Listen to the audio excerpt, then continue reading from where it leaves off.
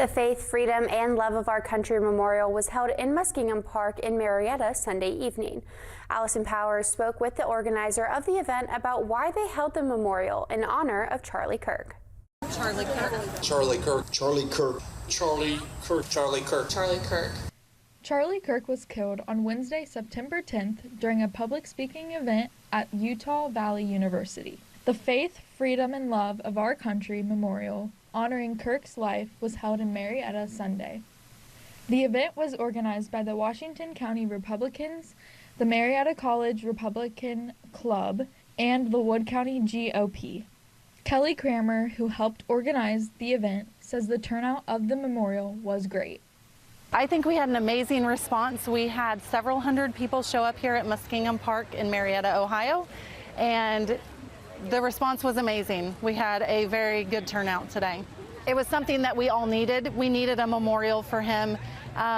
His funeral was happening at the exact same moment that we were here, and I just think it was a nice way to honor him to be doing this at the exact same moment. Kramer says it's important to have the memorial in Marietta so the community could share their voices and honor the life of Charlie Kirk. It's important to have it here because we need to have a voice for the people, for Jesus Christ in our area, in our community. We don't have enough of it, and I think it's very important that we all start raising our voice and being like Charlie Kirk, not being afraid to stand up for our values and our beliefs. Isabel Lindsay, the representative of the Marietta College Republican Club, says she is grateful to the people who have donated to help start up a Turning Point organization at the college.